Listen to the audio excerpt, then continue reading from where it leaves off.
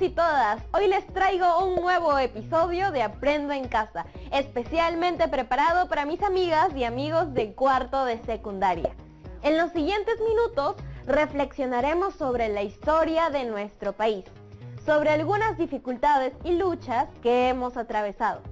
Por ejemplo, hace más de un siglo, en 1903, luchamos contra la peste negra. Además, hemos enfrentado distintos conflictos con nuestros países vecinos como Ecuador y Chile, iniciados en el siglo XIX. Estos afectaron la vida y salud de nuestros compatriotas. Se prolongaron durante muchos años. Por ejemplo, la guerra con el Ecuador se prolongó desde 1828 hasta 1998, con momentos de mayor o menor intensidad. ¿Se imaginan tantos años de conflicto? Tuvieron que mediar otros países para que las tensiones se detuvieran.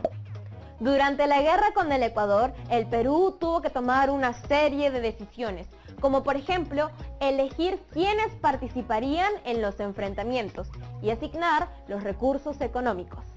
Este episodio está pensado para que reflexionemos sobre cómo influyeron los recursos humanos y económicos en el resultado de la guerra con el Ecuador. Además, para preguntarnos la razón de ser de las guerras. ¿Ustedes creen que las guerras tienen algún sentido? ¿Qué sentido tuvieron las guerras que sostuvimos siglos atrás?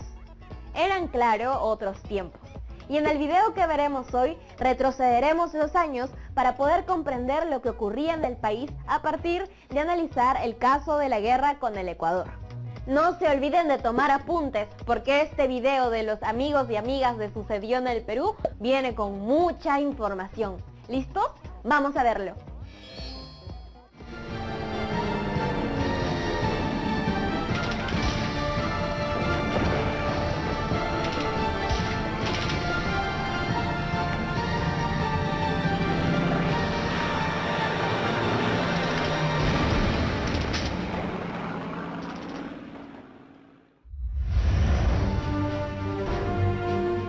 En la primera mitad del siglo XIX, los países sudamericanos obtuvimos nuestra independencia y se empezaron a establecer los límites que ahora tenemos.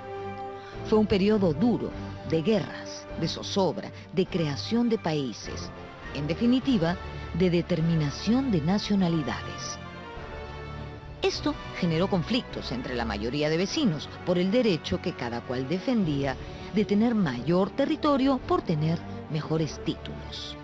Por ejemplo, en 1830, el Ecuador se separó de la Gran Colombia para formar un nuevo país. Su objetivo, heredado del establecido por la Gran Colombia, fue extender su soberanía sobre los antiguos territorios del Virreinato del Perú.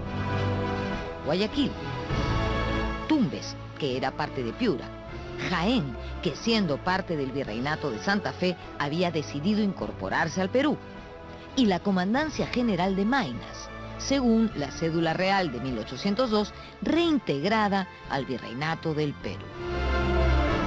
Por su parte, el Perú había aceptado la integración de Guayaquil a la Gran Colombia desde que San Martín fue a esa ciudad a entrevistarse con Bolívar.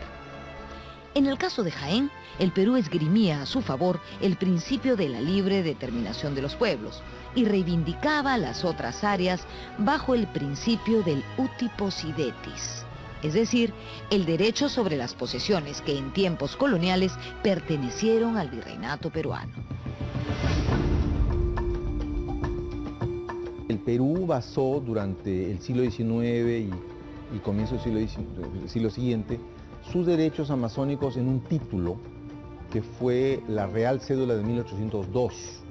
Es una cédula por la cual la corona española devolvió al Virreinato del Perú la zona de Maynas y también de Quijos. Es decir, el lugar donde nace el río Amazonas, toda esa inmensa porción de la selva donde nace el río Amazonas, el Marañón Amazonas. El problema de fondo era la ambición ecuatoriana de tener salida del río Amazonas. El territorio amazónico es un territorio que el virreinato, el régimen colonial, no ocupó, de manera que quedó para la época republicana el reparto de la Amazonía. Como no había fronteras claramente delimitadas por el mismo hecho de que fue un territorio desconocido, yo te diría que se ha repartido a cañonazos. A lo largo del siglo XIX hubo varios conflictos entre el Perú y Ecuador. Inclusive en 1860 se produjo una guerra en la que el Perú salió victorioso. A pesar de ello, la frontera no quedó delimitada de manera definitiva. Luego de 1880, la derrota peruana en la guerra con Chile fue aprovechada por el Ecuador para avanzar sobre el territorio amazónico que el Perú aspiraba a consolidar sobre la base de sus títulos virreinales. Luego de varios acuerdos con el Ecuador para someter la controversia jurídica a un arbitraje, en 1910 estuvo a punto de estallar una guerra ante la inminencia del fallo del rey de España. Ecuador anunció que si el fallo les era desfavorable, no lo acatarían. De esta manera, la frontera entre ambos países era un tema a resolver. En 1904, el Ecuador había firmado un tratado de límites con Brasil, respetando la línea geodésica Apaporis-Tabatinga, fijada entre el Perú y Brasil en 1851. En 1916, Ecuador y Colombia suscribieron un tratado de límites que incluía la región amazónica que el Perú reivindicaba.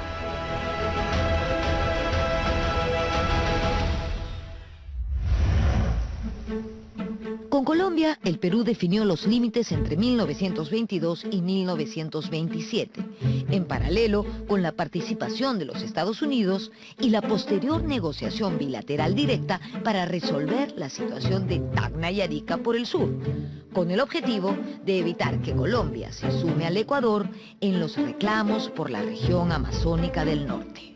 Estas gestiones incluyeron a Brasil. La frontera, definida por el Tratado Salomón-Lozano por los ríos Putumayo y Amazonas, demarcada entre 1929 y 1930, se consolidó luego que el presidente Óscar Benavides devolviera a la Sociedad de las Naciones el llamado Trapecio Amazónico y suscribiera en 1934 en la capital del Brasil un protocolo con Colombia, dando término al incidente generado en 1932 por pobladores peruanos, quienes tomaron Leticia.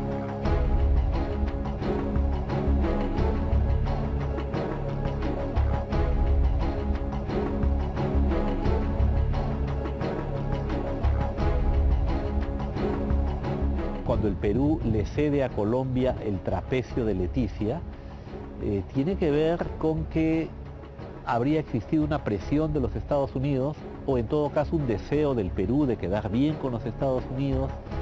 Los Estados Unidos habían creado Panamá arrebatándoselo a Colombia, y entregarles el trapecio de Leticia parecía una especie de compensación por la pérdida de Panamá.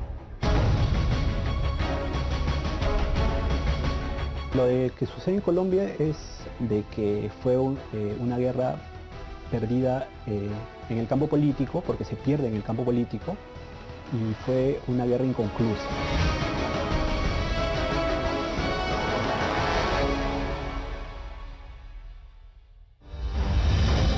El régimen del general Benavides, que se mantuvo de 1933 a 1939, fue muy importante en el potenciamiento de nuestras Fuerzas Armadas. Desarrolla una política de defensa que resulta ser finalmente compra de armamento para las tres fuerzas, ¿no? Y se compra artillería, se compra aviación, se compra pues los tanques, ¿no? Se compran nuevos fusiles, que es muy útil para la infantería, donde la infantería en esa época, recordemos, todavía ocupaba un lugar predominante en lo que era el desarrollo de las guerras, y esto pues termina siendo muy útil el 41, ¿no? Y no solamente se trataba de comprar armamento, sino desarrollar ejercicios en el campo.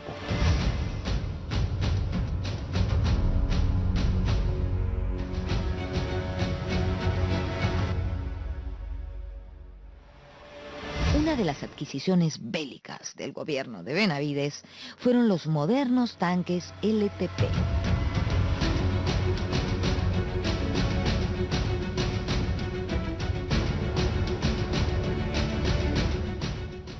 las novedades del conflicto de 1941 fue el uso de vehículos blindados, los tanques.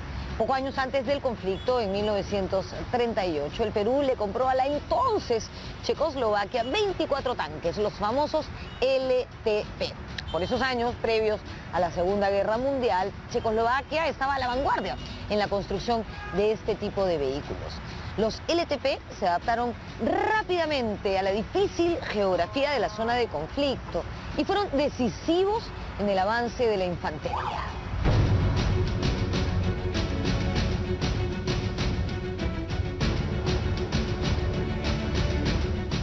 Aún se conservan varios de estos tanques LTP de procedencia checa, como este, por ejemplo, que encontramos en el jardín que está frente a la fachada de la Escuela Superior de Guerra del Ejército. Aquí también hay otras piezas que se usaron en 1941. Otro LTP que todavía está en funcionamiento está en el cuartel Hoyos Rubio, en el RIMAC. De hecho, esa unidad desfiló en la parada militar de julio del año 2016.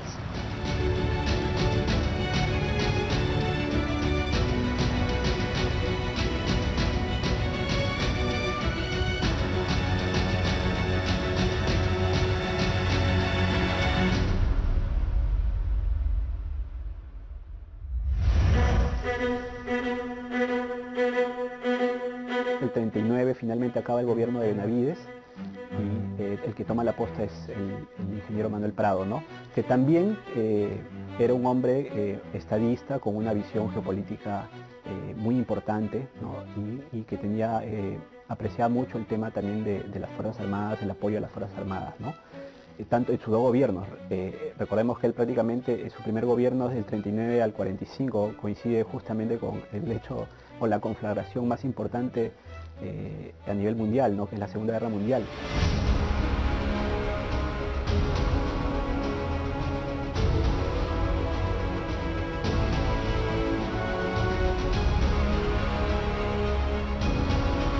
Manuel Prado Ugarteche era hijo del controvertido Mariano Ignacio Prado, presidente del Perú durante la guerra con Chile. Él tenía, digamos, una especie de compromiso para pues no cometer ningún error en esto, ¿no? Como diciendo, hay gente que critica a mi padre, bueno, una manera de ayudar a guardar su memoria es que su propio hijo acá se porte de una manera enérgica y una manera clara para los intereses del Perú, ¿no? Fue, repito, un sesgo que nos favoreció. Pero lo más importante no fue eso. Lo más importante fue su percepción de las relaciones internacionales.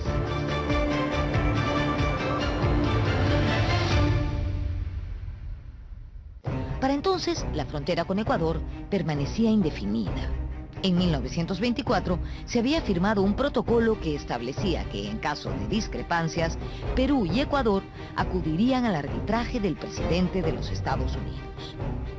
En 1936, el Acta de Lima determinó que era el momento de acudir al arbitraje de Washington. Mientras tanto, ambos países mantendrían el statu quo de sus posesiones territoriales. En ese año, la Cancillería envió a sus pares del continente una circular en que se hacía constatar el tope máximo de la presencia ecuatoriana en la Amazonía. Esta es la referencia geográfica y diplomática para entender el conflicto de 1941 y el protocolo de Río de Janeiro de 1942.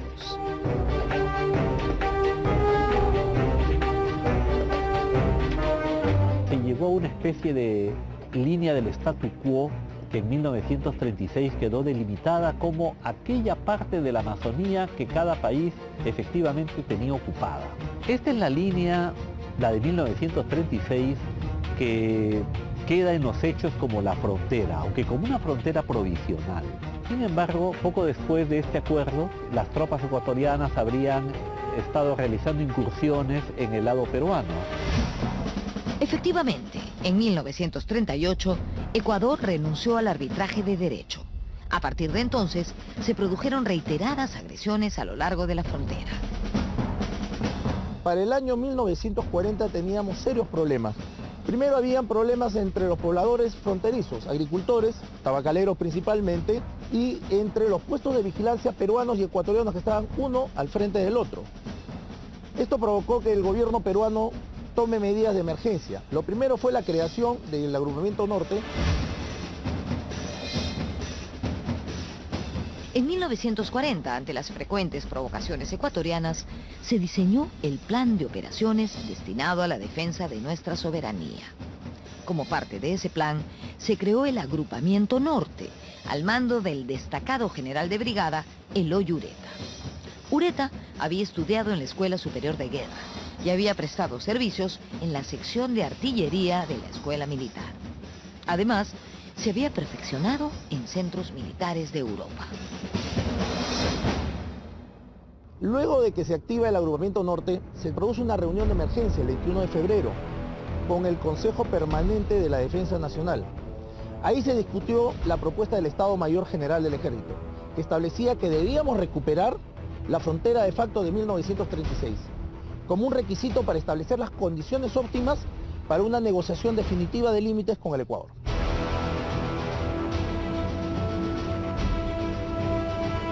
En este contexto, fuerzas peruanas se desplazaron a los dos probables teatros de operaciones militares. A la costa se destinó al Agrupamiento Norte y al frente nororiente, ubicado en el departamento de Loreto, se envió a la Quinta División, al mando del general Antonio Silva Santisteban. Entre los soldados movilizados a la costa norte estuvo el morterista César Molina, quien con sus compañeros de armas se embarcó en el Callao rumbo a Paita. En Piura, Molina fue nombrado jefe de la sección morterista y se dedicó a capacitar reclutas llegados desde las provincias. Yo había aprendido el manejo del mortero 81 y 60, había llegado a manejar en tal forma que estaba capacitado. Al día siguiente, todos los compañeros llevamos al vagón en Monserrate para llevar de frente al Callao, a embarcarnos en Vapor Rímac. Todo esto fue tan rápido.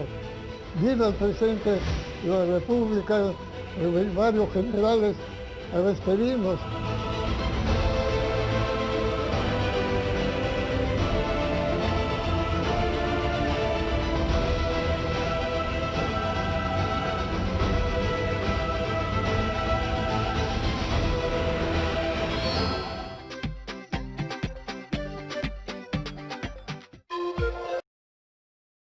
Peruano de la frontera. Arbor en diciembre. Todos, martes 10:30 de la... A continuación, Mundo Animal.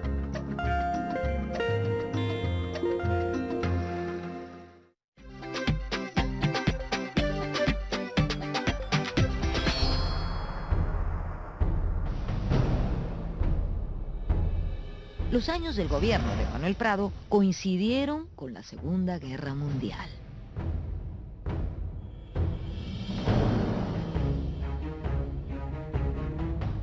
El Perú decidió apoyar a los aliados, sobre todo después del ataque japonés a la base de Pearl Harbor en diciembre de 1941.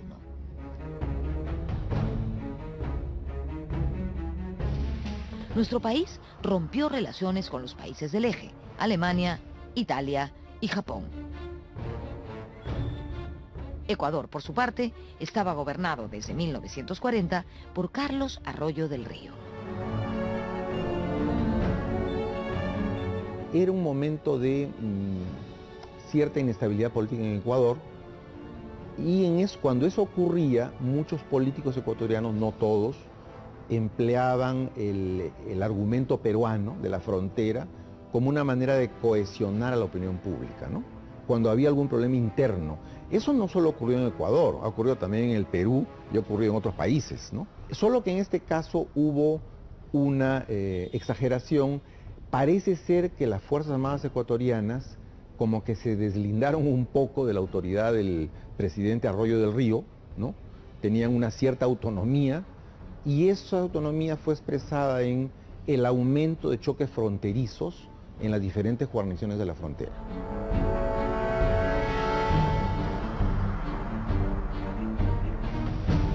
Ecuador acusó al Perú ante la opinión pública internacional de ser el país agresor y además atacó las guarniciones peruanas en la zona limítrofe.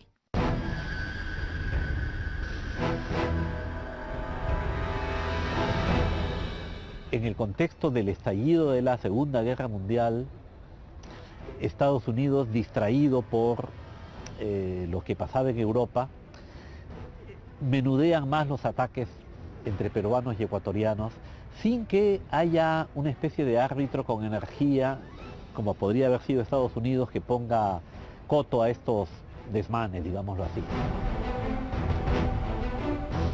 Hubo muchos incidentes, ¿no?, de esta naturaleza, que obviamente comenzaron a ser respondidos. Cuando se hicieron muy grandes y muy graves, el presidente Prado dio la orden de hacer pues una represalia, ¿no? En derecho internacional es claramente represalia, no es un ataque como el que hizo Alemania a Polonia en septiembre del año 39, un ataque de invasión simplemente.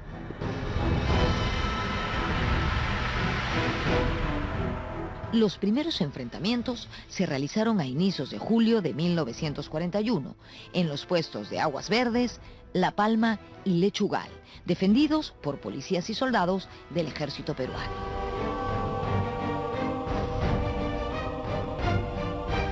Al día siguiente 6 amanece en completa tranquilidad, sin embargo al mediodía se produce un ataque generalizado a lo largo de toda la línea del Zarumilla, que incluso se tiene que recurrir al apoyo aéreo. La 41ª Escuadrilla, que había estado en Talara, se tiene que adelantar a Tumbes, y ese día bombardea las posiciones ecuatorianas de Huaquillas, de Chacras y de Balsalito.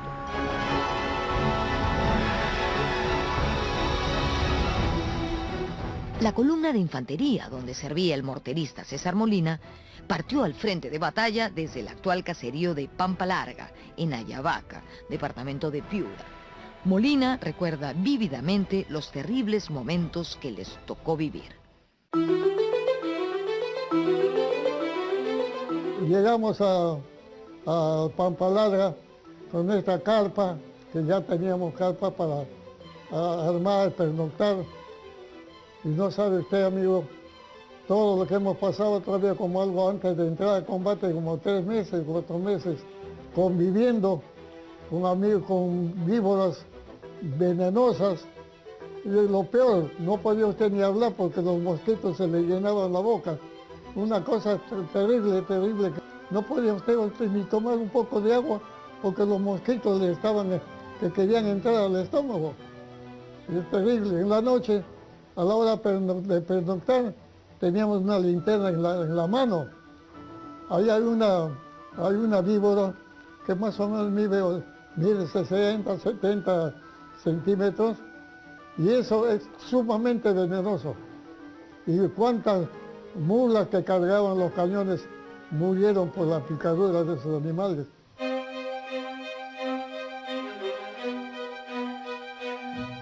El teatro de operaciones es un lugar muy complicado, altas temperaturas, caminos pues intransitables, ¿no? Por las lluvias, por efecto de las lluvias se aniegan, ¿no? Se vuelven lodazales, la vegetación impide pues el desplazamiento de la infantería.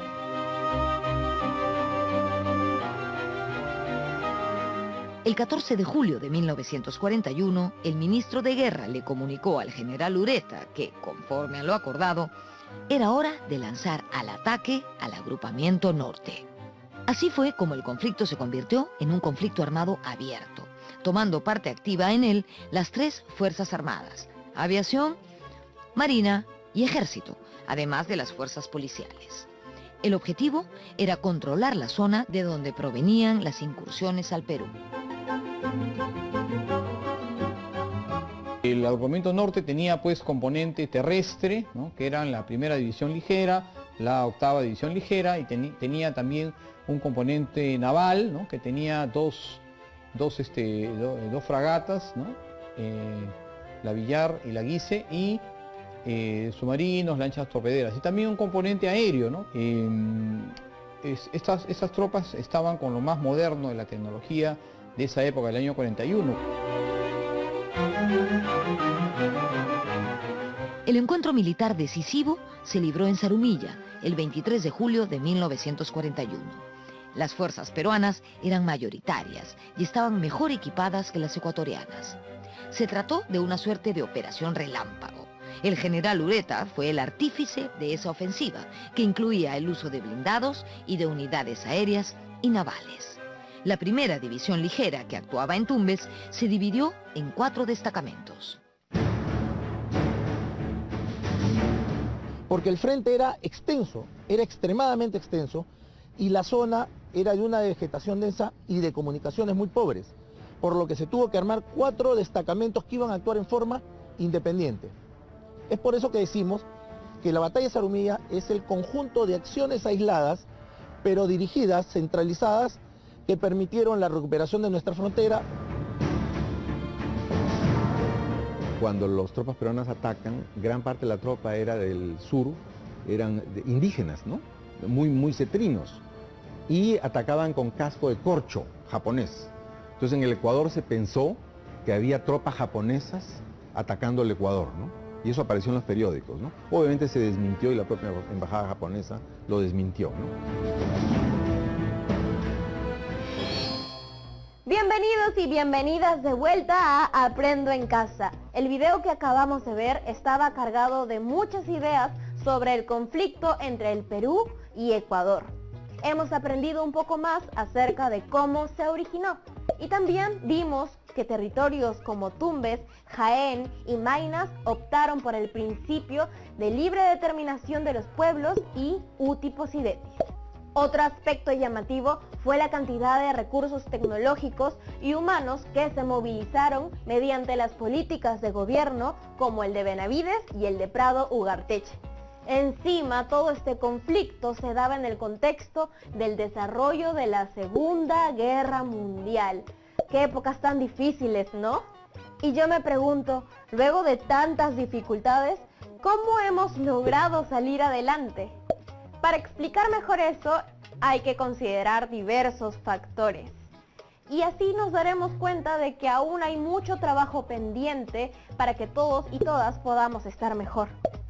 Tal vez uno de los trabajos más importantes que podemos hacer para pensar en cambios positivos sea entender mejor nuestra historia, porque en ella encontramos información sobre nuestros errores y buenas decisiones del pasado. Por eso les traigo el reto del día de hoy. ¿Qué tal si en un organizador visual seguimos reflexionando sobre la guerra con el Ecuador y los aprendizajes que nos dejó para lograr una convivencia mejor? Tratemos de pensar en 2 preguntas específicas.